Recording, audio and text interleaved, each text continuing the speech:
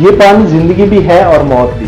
کہا گیا تھا کہ سندھ طاس معاہدہ پاکستان کے لیے تحفظ ہے، لیکن آج وہی معاہدہ پاکستان کے لیے عذاب بنتا جا رہا ہے۔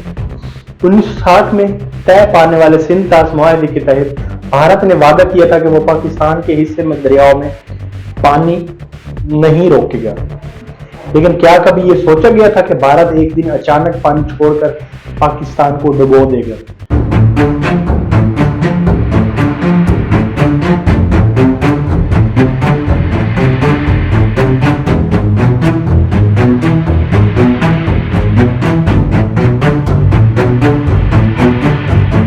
سلام دوستو، یہ ایک پاکستان اور بھارت کے درمیان پانی کی تقسیم کا معاہدہ ہے جو 1960 میں عالمی بینک کی موجودگی میں ہوا تھا۔ اس معاہدے میں عالمی بینک نے اپنی نگرانی میں سارا کچھ طے کروایا تھا۔ تاریخ آزادی 1947 کے بعد پاکستان اور بھارت کے درمیان دریاؤں کے پانی پر تنازع پیدا ہو اور اس پر کئی بار جھڑپیں ہوں، حتیٰ کہ بعد جنگ تک جا پہنچی۔ اس میں خاص طور پر پنجاب اور سندھ کے کسانوں کو پانی کی شدید کمی کا خطرہ تھا۔ اس تنازع کو حل کرنے کے لیے عالمی بینک نے مداخلت کی۔ بھائی آ کے بیٹھو، ہم آپ کے درمیان یہ معاملہ طے کرواتے ہیں، عالمی بینک نے یہ کہا۔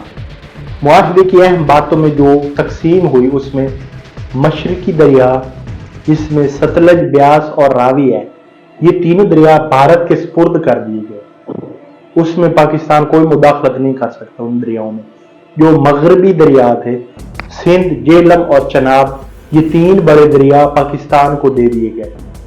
بھارت کو اجازت ہے کہ وہ مغربی دریاؤں پر چھوٹے پیمانے پر بجلی گاڑی یا نہریں بنا سکتا ہے، لیکن وہ پانی کا رخ موڑ کر پاکستان کو نقصان نہیں پہنچا سکتا۔ اس تقسیم سے پاکستان کو فائدہ یہ ہوا کہ پانی کے تین بڑے دریا محفوظ ہو گئے پاکستان کے نام پہ، اور نقصان یہ ہوا کہ پاکستان اپنے تین دریا ستلج، بیاس اور راوی کھو بیٹھا۔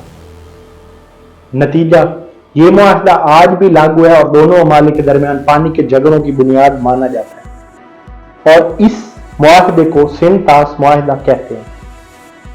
پاکستان ان دریاؤں میں پانی بالکل بند بھی نہیں کر سکتا کہ آگے پانی کی کمی ہو جائے، اور اتنی زیادہ مقدار میں بھی نہیں چھوڑ سکتا کہ لوگ ڈوبنے لگے۔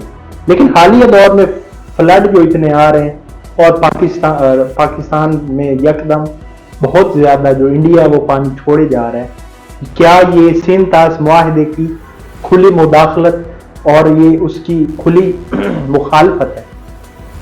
تو اس چیز پر ہمارا کوئی بھی جو نیوز چینل ہے یا ہمارے پولیٹیکل لیڈرز ہیں، کوئی بھی بات نہیں کر رہا، کیونکہ وہ سب ان کو اس چیز پہ بات کرنے کے لیے ٹائم ہی نہیں ہے۔